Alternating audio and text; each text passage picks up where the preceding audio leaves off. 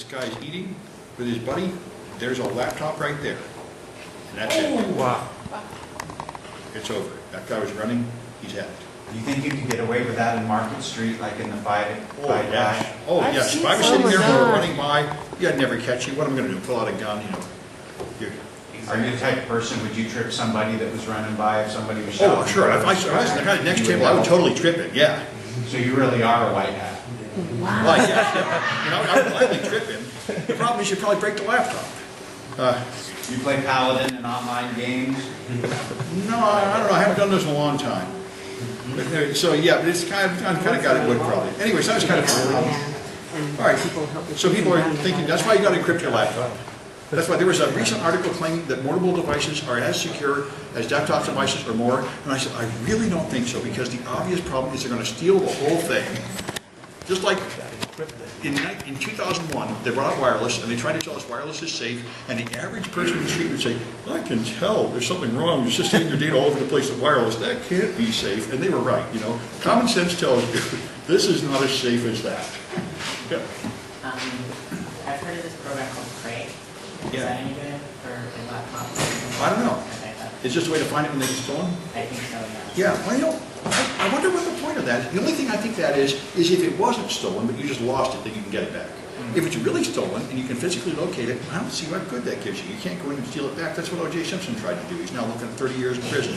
Somebody stole his stuff and sold it, so he went in the gun to take it back. You can't do that, you know. People frown on it. In other cultures, maybe that would work, but in America, that's against the law. Just because it's stolen don't mean you can go steal it back. It works for Google in China, though. Across national boundaries, apparently you totally can just go steal it back and everything's fine.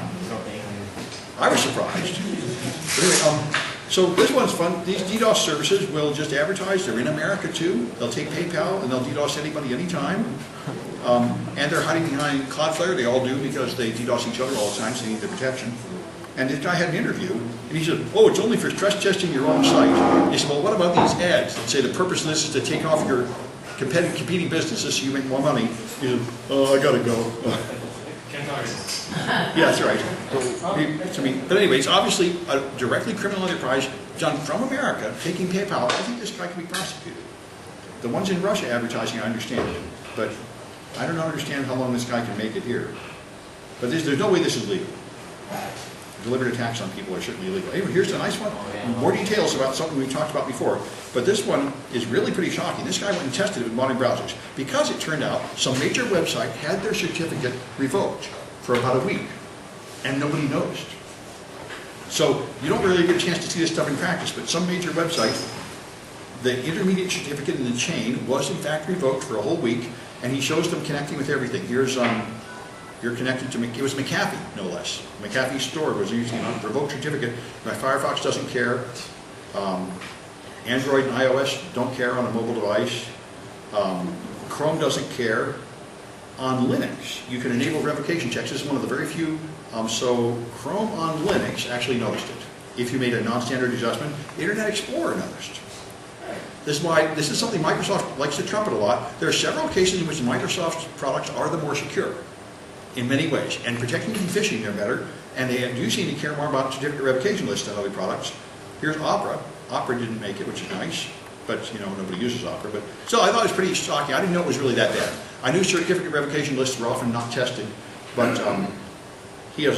things have not gotten better. I hear stuff here I thought they fixed 5 years ago. Like, it will cache the intermediate certificate. See, what it's supposed to do is check all the certificates. There's a chain of trust. That's why people get upset. You don't just get every certificate directly from a trusted TA. You get it from a subsidiary who is vouched for by another subsidiary, vouched by another subsidiary, and therefore you really should be verifying the whole chain.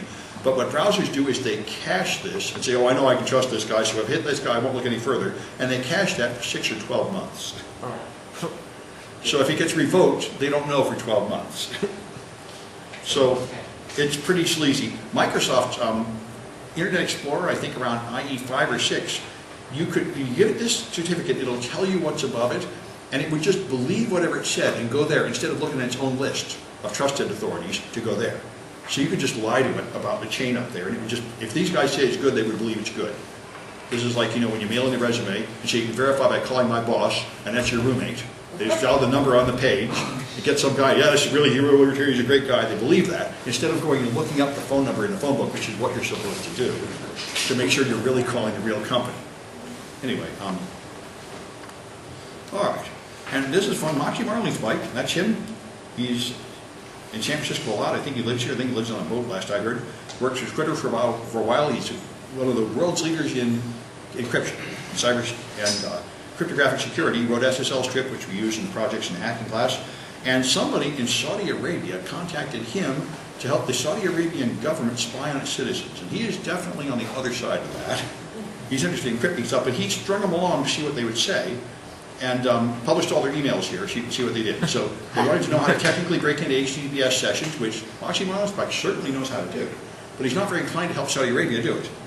And when he finally told them, look, I'm not going to do it, he said, well, if you're not interested, then you're indirectly helping those who curb freedom of their brutal activities, which is an interesting statement.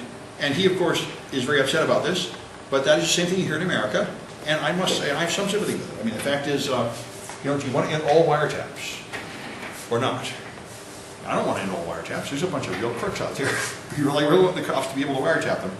But, there has to be some limit. Anyway, it's interesting here. You can see what they're trying to get him to do.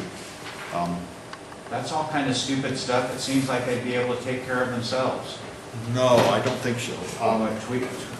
It's not easy. There aren't very many people good enough to do HTTPS, create HTTPS sessions. And if I was running a government like Saudi Arabia, I would say, why don't you try hiring the world's best experts? See if we can. Because I know he just quit his job at Twitter. Maybe you can hire him on a contract job, and he would probably do a much better job than our local experts trying to figure it out. Because he's always got brand new tools to hack right in. He's awesome. So, if you could get him to do it for you, he'd probably do a much better job. Yeah? Is it just SSL Strip that does that? No, there's a whole bunch of cute tricks. SSL Strip is one tool Moxie Marlin's bike wrote that exploits mixed mode authentication or redirection through an insecure server, which is almost always the case. But there are a bunch of other tricks. Another one is to get a wildcard certificate with the name star. Then you can sign any certificate with it, it'll be accepted. And there's a bunch of other tricks.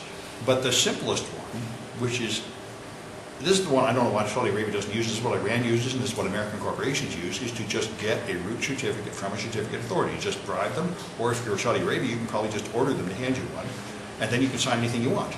Then you are a CA, and your customers don't know. That's certainly what any nation-state actor can do, so it is a little odd hiring.